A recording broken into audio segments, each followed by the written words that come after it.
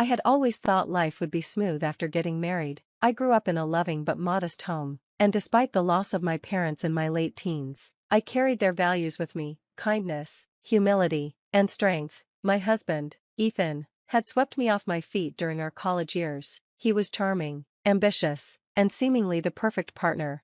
At first, his family seemed welcoming enough. His mother, Eleanor, would flash a polite smile, though it never quite reached her eyes. His father, Gerald, was a man of few words, but his disapproving glances often lingered a little too long. Still, I chose to see the best in them because I loved Ethan. We moved into the large family estate soon after our wedding, as per Eleanor's insistence. She claimed it was only temporary until we could save for our own home. It seemed generous at first, but little did I know, I was walking into a gilded cage. Things started subtly, almost imperceptibly. I began to notice how Eleanor would frequently compare me to their family friends' daughters-in-law, who were doctors, lawyers, or heirs to substantial fortunes. You know, Olivia managed to host a charity gala for 300 guests all by herself, Eleanor once said, her tone dripping with feigned admiration. Isn't that impressive, Ethan? I smiled, feeling the sting but brushing it off. That does sound impressive, I replied. She's a natural, Eleanor continued, her gaze cutting into me. Not everyone has the upbringing for it. Ethan didn't defend me, he didn't even notice. It was easier to let these comments slide than to start a conflict. At least, that's what I told myself.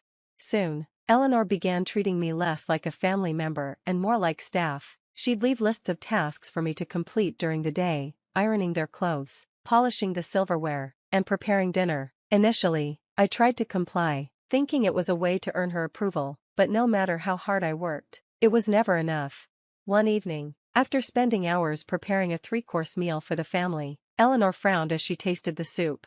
It's too salty, she declared, pushing the bowl aside. Do it again tomorrow, and please, follow the recipe this time. Ethan said nothing, he didn't even meet my eyes. Ethan's long hours at work left me alone in a house that didn't feel like home. I tried to focus on hobbies, even attempted to make friends in the area, but Eleanor discouraged me. Your place is here, she said one day when I mentioned wanting to join a local art class. There's plenty to keep you busy at home. I realized then that she didn't see me as her son's wife, an equal partner in life. She saw me as an inconvenience, a mistake Ethan had made by marrying beneath their station. But I still held on to hope. I loved Ethan, and I believed he loved me. Surely, he would see how his family was treating me and put a stop to it, wouldn't he? The turning point came during a family dinner. Gerald invited one of his business associates, a powerful and wealthy man named Mr. Hawkins. As we prepared for the evening, Eleanor's instructions became relentless. Make sure the linens are pressed perfectly, she snapped, and don't embarrass us in front of Mr. Hawkins. He values class, and you're still learning. Her words stung, but I nodded and set the table with care. When Mr. Hawkins arrived, I was introduced briefly before being relegated to the kitchen. I overheard snippets of their conversation as I served hors d'oeuvres. She's very lucky to be part of this family, Gerald was saying. Ethan is too kind. He could have married anyone, but he has such a big heart. The implication was clear. I was a charity case. My face burned with humiliation, but I kept my composure. The night dragged on, and by the end, I was left cleaning up alone. Ethan didn't even offer to help. I finally broke down in the dimly lit kitchen, tears streaming down my face as I scrubbed dishes, wondering how my life had come to this. I didn't know it then, but that dinner would set in motion a series of events that would change everything. The aftermath of the dinner left me emotionally drained. My days were starting to blur together, each one a copy of the last: cleaning, cooking, and being invisible in a house that should have been my sanctuary. But something about that night lingered in the back of my mind, an invisible weight pressing down on me. A week after the dinner, Eleanor summoned me to the living room. She was seated on the ornate couch, a cup of tea in her hand. Gerald stood near the fireplace, his arms crossed, wearing his usual look of quiet disdain. We'll be hosting Mr. Hawkins again, Eleanor announced. It's important that we make a good impression this time. Gerald has been working on a significant deal with him, and we can't afford to let anything go wrong. I swallowed hard. Of course, what do you need from me? Everything to be perfect, she replied, her voice cool. And this time, try not to look so plain. Presentation matters. I felt my cheeks flush with embarrassment, but nodded. As I walked away, I couldn't help but feel the weight of their expectations. I wasn't just a wife in their eyes, I was a pawn in their endless pursuit of social status.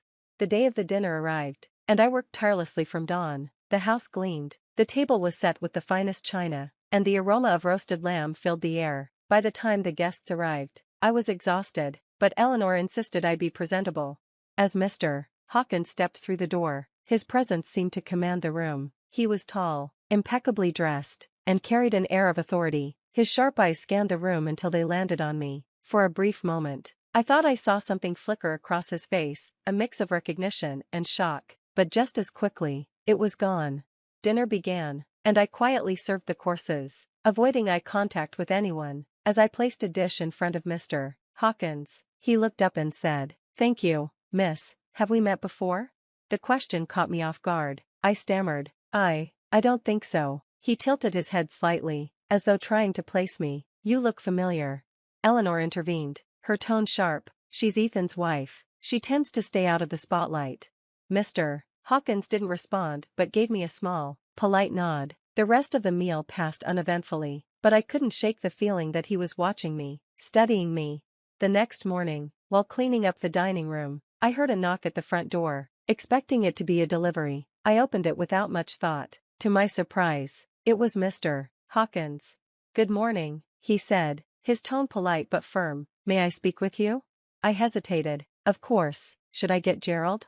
"No," he said, shaking his head. "I came to see you." He stepped inside, and I led him to the sitting room, my mind racing. What could he possibly want? As he sat down, he studied me carefully. "I was up all night thinking," he began. "I couldn't shake the feeling that I've seen you before." I frowned, unsure where this was going. "I don't think we've met." "Perhaps not directly," he said, pulling out his phone. "But does this look familiar?" He showed me a photograph. My breath caught in my throat. It was of my parents. They were younger, smiling brightly at what looked like a formal event, and standing next to them was a younger version of Mr. Hawkins. How do you have this?" I whispered. "I was close friends with your parents many years ago," he said, his voice softening. "Your father and I worked together, and your mother was like a sister to me. When I saw you last night, I couldn't believe my eyes." "You're their daughter, aren't you?" Tears welled up in my eyes as I nodded. "Yes, but they passed away years ago." He leaned back, his expression a mix of sorrow and relief. "I had no idea. They spoke of you often, how proud they were of you. I lost touch with them after they moved, and I always regretted it." For the first time in years, I felt seen. Mr. Hawkins' words were like a lifeline, pulling me out of the darkness I had been drowning in. He asked about my life, and I hesitated to share too much, but something about his genuine concern made me open up. "I'm glad I found you," he said finally. "Your parents were extraordinary people, and I owe them so much. If there's ever anything you need, don't hesitate to ask." I nodded, still overwhelmed by the revelation. As he left, he gave me one last look and said, "You deserve better than this." Those words echoed in my mind long after he was gone. In the days following Mr. Hawkins' visit, I couldn't stop thinking about our conversation. His words lingered in my mind, offering a faint sense of hope. For the first time in what felt like forever, I felt like I wasn't entirely alone in this world. My parents' memory, through him, became a thread connecting me to something greater, a sense of belonging that I had lost. Eleanor, however, wasn't blind to the change in me. While I continued my duties, something about my demeanor must have shifted. One morning, as I was scrubbing the kitchen counters, she approached me with her usual air of superiority. "You've been awfully quiet lately," she said, her eyes narrowing. "Not that you're one for conversation, but you seem distracted." I shook my head quickly. "I've just been tired." She studied me for a moment before nodding. "Well, keep your focus. We're hosting another dinner next week. Gerald's promotion depends on securing Mr. Hawkins' partnership." My heart sank. Another dinner? The idea of being paraded around like a servant again made me nauseous. But then I remembered Mr. Hawkins' parting words, "You deserve better than this." A few days before the scheduled dinner, I found an envelope addressed to me on the hall table. It wasn't the type of thing Eleanor or Gerald would bother with. They never acknowledged my personal life. Curious, I opened it and was stunned to find a handwritten letter from Mr. Hawkins. "Dear Ava. It was truly a shock to see you again, but also a blessing. Your parents were dear to me, and I can't bear the thought of their daughter being treated unfairly. I have arranged for an opportunity that I believe could change your circumstances. If you're willing, come to my office this Friday at noon. I'll explain everything." Warm regards. Daniel Hawkins. My hands trembled as I read the letter. Could this really be happening? Was this the lifeline I had been praying for? Friday arrived, and I could barely contain my nerves. I told Eleanor I had errands to run and left the house, clutching the letter like a talisman. As I entered Mr. Hawkins' office building, my heart raced. The receptionist guided me to his office, where he greeted me with a warm smile. "I'm glad you came," he said, gesturing for me to sit.